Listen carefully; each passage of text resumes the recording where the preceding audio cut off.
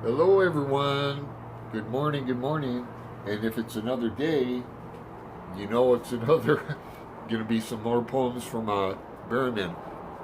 I want to link below my new friend Greg. His channel's called Another Bibliophile Reads. And he's a great reader. So he's part of this group now. So I'm going to link below. He just did a reading of Song 13, which is not a hard poem, but it could be song number one, for it is a pretty much an introductory to Henry, the protagonist, the main character of this book.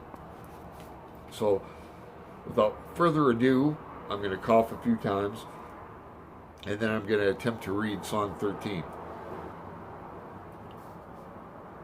Song 13. God bless Henry. He lived like a rat, with a thatch of hair on his head in the beginning. Henry was not a coward, much. He never deserted anything. Instead, he stuck when things like pity were thinning. So maybe Henry was a human being. Let's investigate that. We did, okay. He was a human American man. Correction. He is a human American man. That's true. My lass is breaking.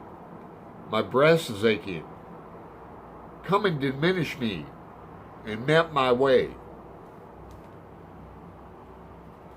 God's Henry's enemy. We're in business.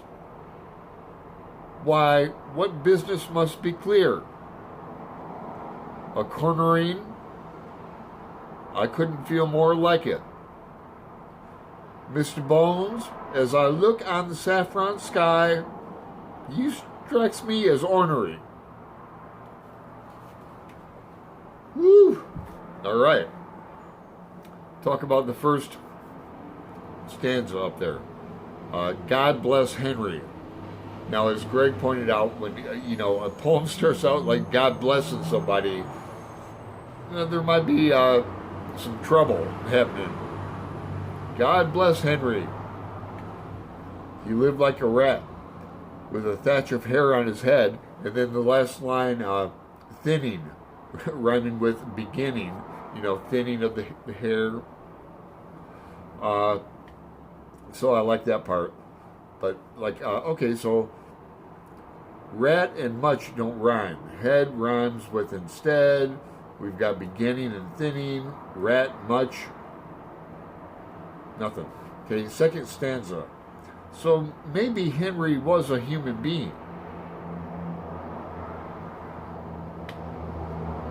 They checked it out and found out he was. So I always, after I read a song, I go back to see if I can find the rhyme scheme and internal rhymes and things like that. So he is a human American man. He's alive. So we're talking about someone who's alive. We're not talking about an autobiography of a dead person. Henry's not dead. He's alive. Now, the part about my lass is breaking, my breast is aching, come and diminish me and map my way. Well, he's obviously lost.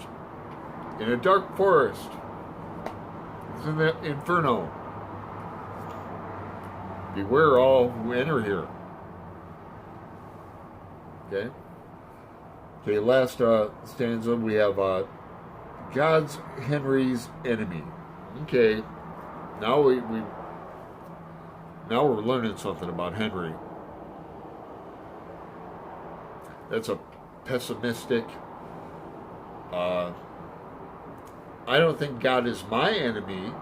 I'm not a particularly religious man, holding up my Buddhist mala, but I'm a meditator. but God is not my enemy. But it's stated here, God's Henry's enemy. We're in business now because we're learning something. This might as well be song number 1 because we're getting just a basic layout of Henry, his personality, the introduction of Mr. Bones. You know, Mr. Bones is talking. No, he's not. Mr. Bones, as I look on the saffron sky, saffron being, to me, a Buddhist color, the orange, right? Deep orange, saffron, it's a painter. Orange yellow, not like orange Irish, but Mr. Bones, as I look on the saffron sky, you strikes me as ornery.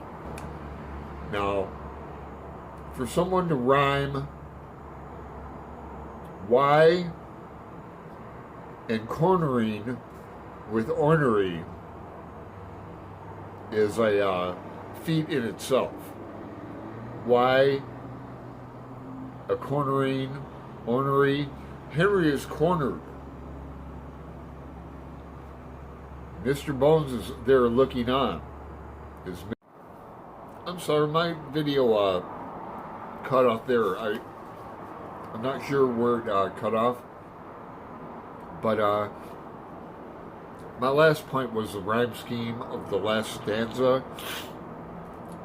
You know, how someone can rhyme why and cornering with ornery is a feat in itself. But basically, Henry is feeling cornered.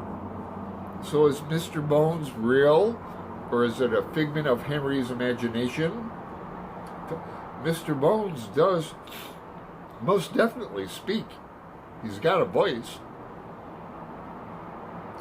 So, if it wasn't cut off, I said song 13 might as well be song number 1. It's an introduction to Henry. Now go check out Greg's version of this and try one yourself. It helps to read these songs aloud. So I hope you're enjoying it, and I'll talk to you guys soon. Later.